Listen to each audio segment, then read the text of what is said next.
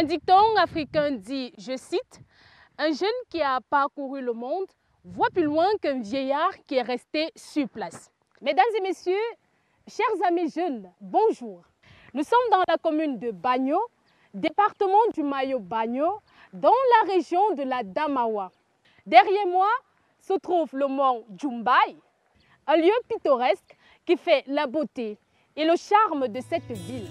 Amadou Warina, Saïdou Fouarina, Ali Fouarina, Mamoudou Warina, Ngorgia Warina, Ngorgia Warina, Saïdou Fouarina, Ali Fouarina, Mamoudou Warina. Ne me demandez surtout pas ce que nous sommes venus faire à Bagno, car vous le saurez au cours de cette émission. Sachez que partant de la capitale politique, Téléjeune est venu jusqu'ici pour vous faire découvrir Bagno à sa manière. Restez scotchés et on se retrouve juste après le générique.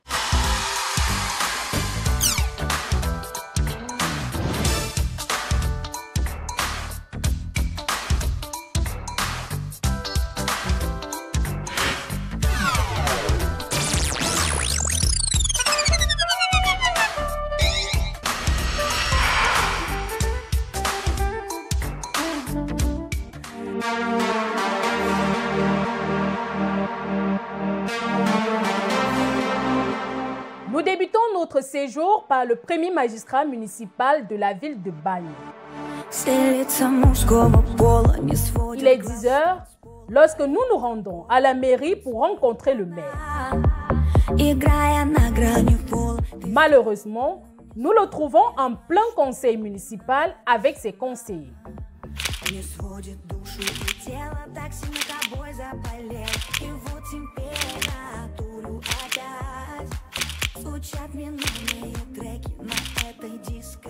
Notre rencontre avec lui se fera finalement 6 heures après pour nous parler de la commune qu'il préside aux destinées. Assalamu alaikum. Alaikum assalam. Bonne Dama. arrivée.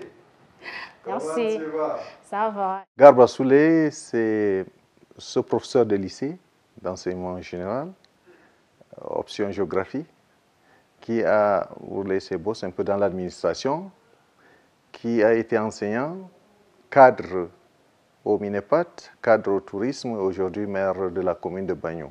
Bagno, c'est une ville touristique. Le mont Djumbal, qui a été le refuge des Allemands pendant très longtemps, le quartier administratif qui a été le fort des Allemands, où se trouve d'ailleurs le cimetière allemand, la chefferie, le Lamida de Bagno, qui a été la maison séculière de la population, où d'ailleurs le lieutenant Mounolt a été assassiné.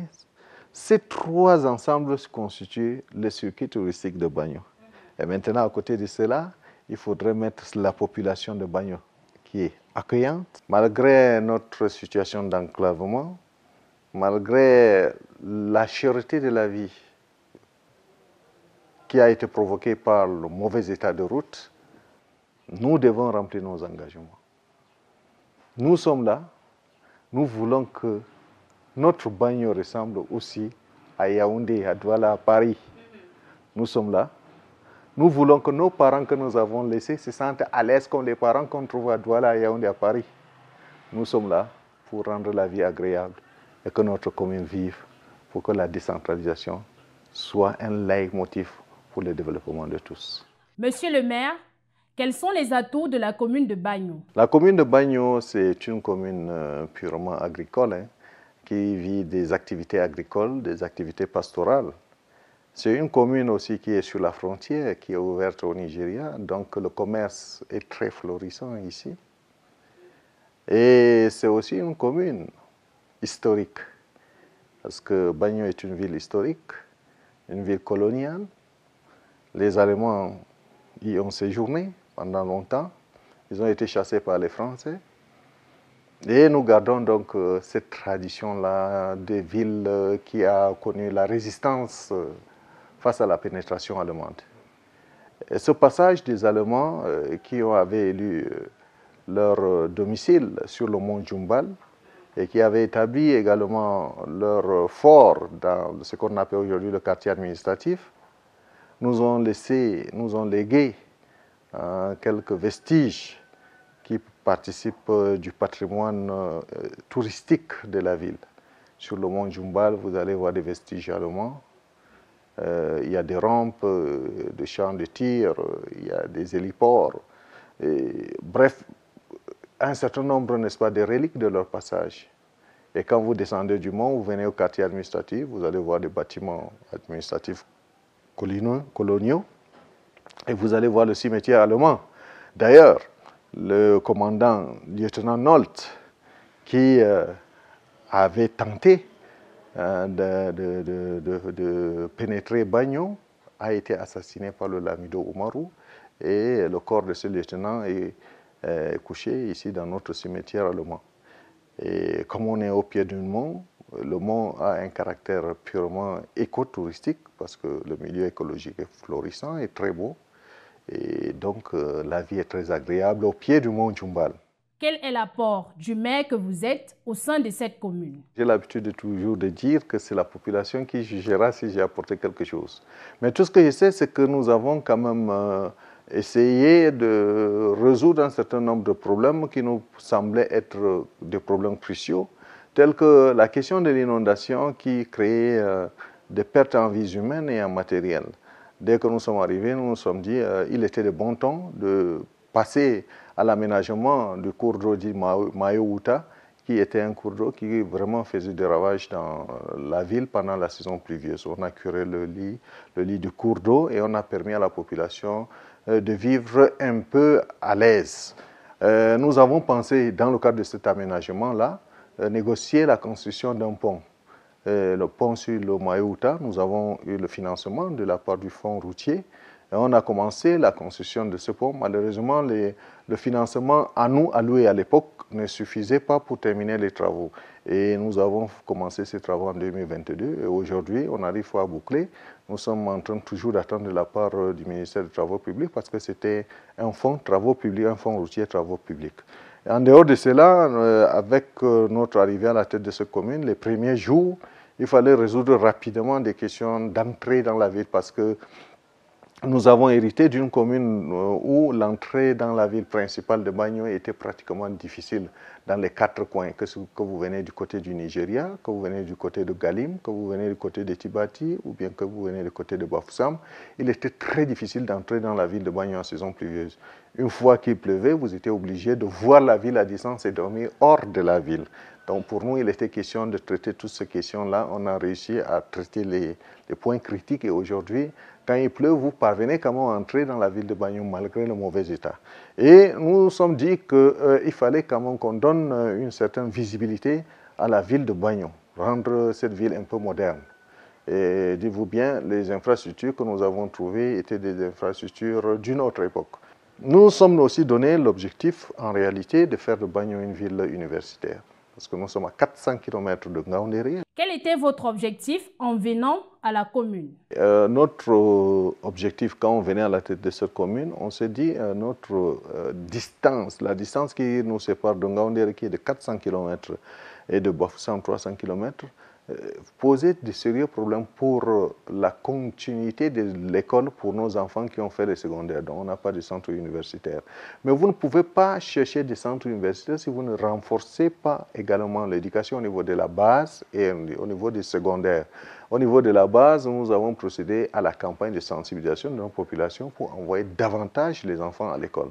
Et en dehors de l'école qui appartient à l'État, c'est-à-dire les écoles publiques, nous avons encouragé des promoteurs à créer des écoles privées, et ce qui marche parfaitement bien à Bagno. Et au niveau du secondaire, nous avons fait la même chose. Nous avons hérité, n'est-ce pas, des établissements qui sont créés par l'État, mais nous avons également encouragé des promoteurs à créer des établissements secondaires privés. Et aujourd'hui, la population scolaire de Bagno fait qu'il y a une nécessité d'avoir une université à Bagno. Nous avons écrit à l'époque pour demander la création de l'annexe universitaire de Ngaoundéré à Bagno. Nous avons envoyé au ministre de l'Enseignement supérieur qui a trouvé notre démarche très bonne et il a donné son avis favorable. Il a d'ailleurs saisi Madame le recteur à l'époque qui nous avait demandé de lui présenter les réserves de terre que nous avons fait pour cette annexe de l'université de Ngaoundéré. Mais à côté aussi de l'université de l'État, nous avons encouragé des promoteurs à nous créer des instituts universitaires. À Bagno, il y a au moins 2 instituts privés qui fonctionnent parfaitement. Et nous avons aussi des écoles de formation professionnelle de la santé. Qu'en est-il de l'élevage? Pour ce qui concerne l'élevage, nous avons renforcé la capacité de nos producteurs à améliorer leurs activités en créant davantage les pistes agricoles, en créant davantage les champs fourragers, en construisant les forages pastoraux, en construisant les quais d'embarquement, en construisant également des parcs vaccinogènes, en mettant sur pied les abattoirs, en mettant sur pied les marchés à bétail et en mettant sur pied aussi le marché de viande. Ça marche parfaitement bien. Aujourd'hui, l'activité pastorale est en marche et connaît vraiment presque une certaine révolution. Nous sommes en train de vouloir envisager, avec le ministère de l'Élevage, dans le cadre du programme PDCVET, pour la construction du centre d'insémination pour améliorer la qualité, n'est-ce pas, du cheptel. Pour terminer, un mot pour nos téléspectateurs, surtout les populations de Bagno qui vous regardent. Je voudrais leur dire que nous sommes là, nous avons pris des engagements avec la population, nous devons remplir nos engagements. Nous sommes là, nous voulons que notre Bagno ressemble aussi à Yaoundé, à Douala, à Paris. Nous sommes là. Nous voulons que nos parents que nous avons laissés se sentent à l'aise comme les parents qu'on trouve à Douala, à Yaoundé, à Paris. Nous sommes là pour rendre la vie agréable et que notre commune vive, pour que la décentralisation soit un leitmotiv pour le développement de tous. Merci, monsieur le maire de la commune de Bagno, d'avoir répondu à nos questions. Merci bien, madame. Après ces éclairages enrichissants, la nuit tombée sur la ville de Bagno, c'est ici, au centre touristique, que nous allons passer notre première nuit, mais alors paisible.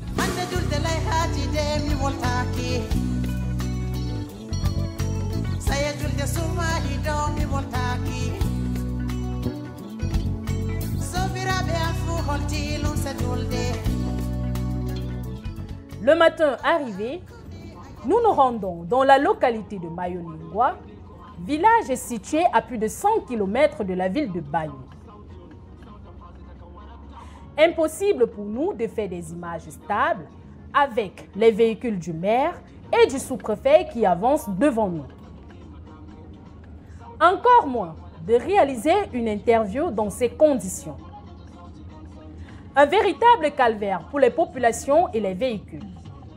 Durant ce long voyage, je n'ai point eu l'opportunité d'apprécier les beaux paysages des villages que nous traversons à cause du sommeil qui a eu raison de moi. 6 heures plus tard, c'est-à-dire à 14 heures, nous arrivons enfin à Mayo Lingua.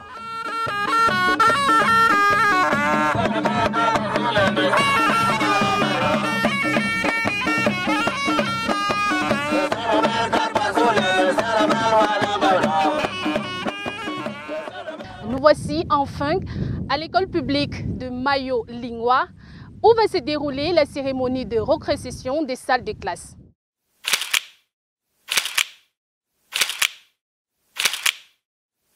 The children were studying under a tree, and these children are supposed to be privileged as the children who are in town.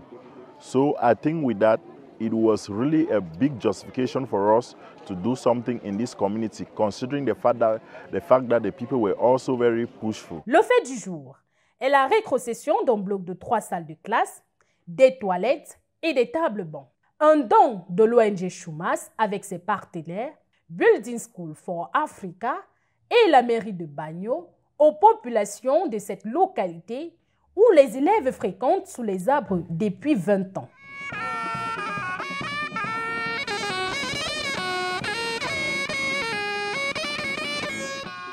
D'où la joie de ce jour, les populations de Mayo Lingua se sont levées comme un seul homme pour prendre part à la cérémonie de rétrocession des salles de classe afin de saluer cette initiative. La population de Mayo-Lingua remercie l'ONG Soumas et monsieur le maire de la commune de Bagno pour les efforts qu'ils ont fait aux côtés de notre école des parents, à savoir la construction d'un bâtiment de 3 salles de classe, d'un bureau du directeur avec équipement, d'un magasin et d'un bloc latrine. Pour ces populations, à travers la voix de leurs représentants et celle du maire de Bagno, l'unanime doléance est de voir cette école des parents, qui existe depuis 20 ans, transformée en école publique. Cette école a besoin d'être transformée en école publique. Et comme les écoles primaires sont des ressorts de transfert de compétences, je voudrais que, rentrer à Bagno, que nous nous mettons ensemble et que nous montons un dossier pour demander la transformation de cette école en école publique. Parce que ce qui est difficile, c'est les infrastructures. Ce n'est pas les rapports qui nous importent, c'est d'abord les infrastructures. Or, on a déjà l'infrastructure. Et le nombre d'élèves est conséquent. On voit, ils sont 120 élèves. Moi, je pense que ce n'est pas une école qui sort comme ça de néant, ex nihilo. Je pense que monsieur le ministre, certainement, qui voit ce reportage à la télé, comprend que cette école doit être transformée en école publique. Chose qui n'est pas tombée dans les oreilles des sourds. Vous savez, les tout petits enfants doivent avoir les mêmes éducations que ceux qui sont dans les écoles publiques. Alors je voudrais que vous soyez réguliers et que vous nous renvoyez régulièrement les rapports. J'ai suivi également les doléances du Diaouro qui demandent la reconnaissance de leur école. Nous avons pris bonne note. Nous voulons les rapports réguliers pour nous permettre de monter un dossier de création de cette école-là. Le sous-préfet de Bagno, prenant la parole, a félicité l'ONG Choumas à travers son représentant et on a profité pour faire des doléances. Nous vous suggérons, ou alors nous vous demandons, n'est-ce pas, de retenir également les mêmes doléances pour l'école publique de Horetaram Torbi. Effectif considérable, mais pas de bâtiment. Et la même demande est également portée pour l'école publique de Makam Sabongari, de Niala 2, pour ne citer que les 3, qui, d'après nous et d'après les renseignements, nous semblent urgents, n'est-ce pas, pour le bonheur de nos élèves. Je puis vous dire, l'histoire retiendra. L'ONG est inscrite désormais dans l'histoire de Bagno. Après ce ballet de discours, suivra la coupure du ruban,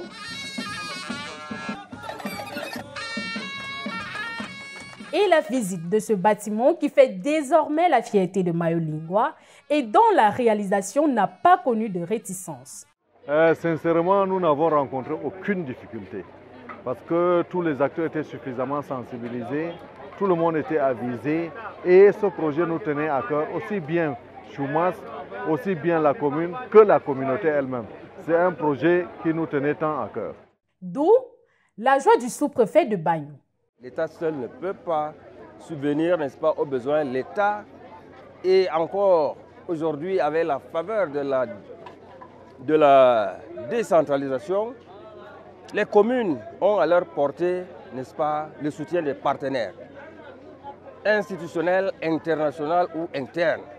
Et je crois que nous saluons l'initiative du maire avec la société civile qui ont dû, n'est-ce pas, réunir leurs énergies pour nous amener à recevoir ce matin ce joyau, ce bâtiment de 3 salles de classe.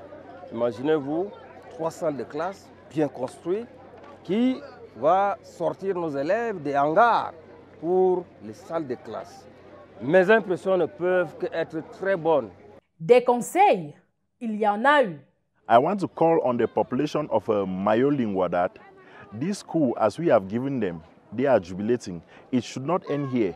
They should utilize this school judiciously and do the maintenance of this school, because when they need to be sending a quarterly report to Schumans for us to see if they are utilizing this school well, in such a way that if this school is getting bad, they should take it as their own. They should repair it. It should be part and parcel of them. Pour nos populations, nous leur demandons tout simplement de participer à toute initiative de développement que nous apportons, surtout dans le cadre de la coopération. Et surtout, de faire bon usage de ce que nous mettons à leur disposition, notamment les infrastructures acquises.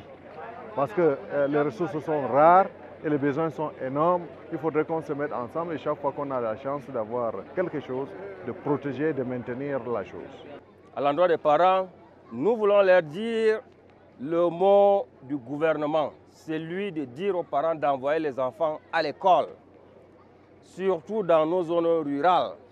Les filles comme les garçons doivent aller à l'école.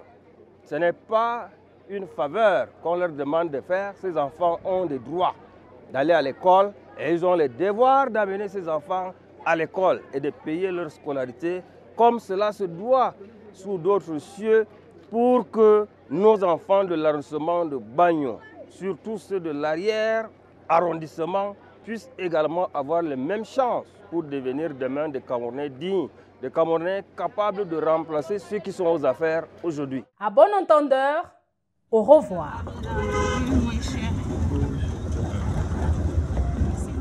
Il est pratiquement 16h30 lorsque nous reprenons le chemin du combattant.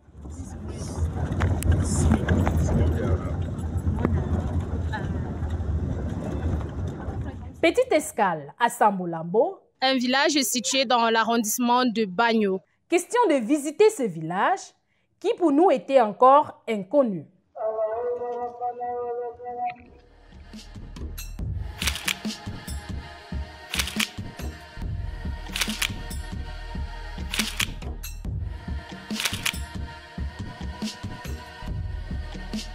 Une fois repris la route, à 20 km de Sambolabo, notre véhicule à crevaison est coupé du cortège.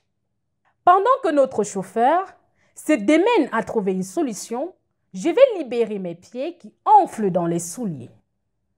Je suis ébahi par le spectacle des moutons qui, accompagnés de leurs bergers, se rendent au marché Bagno, situé à 50 km.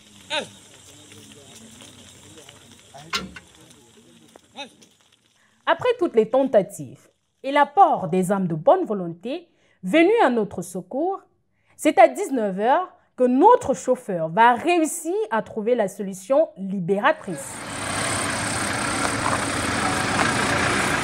On reprend alors la route.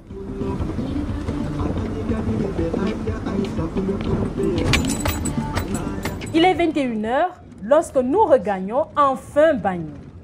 Après ce long trajet pénible, je peux enfin regagner ma suite.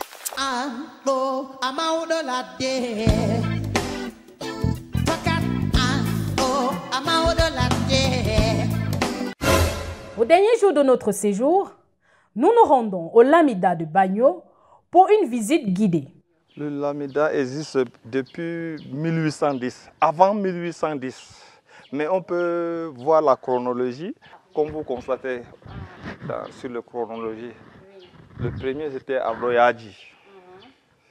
Vous pouvez voir la descendance, oui. Vous voyez encore Ardo Hamangabdo.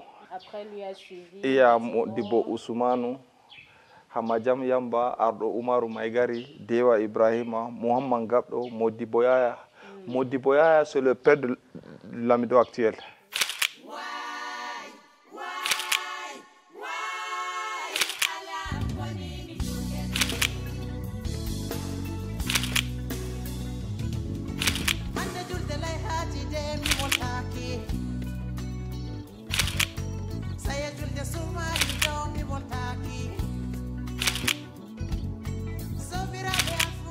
Tout n'a pas été dit, tout n'a pas été fait.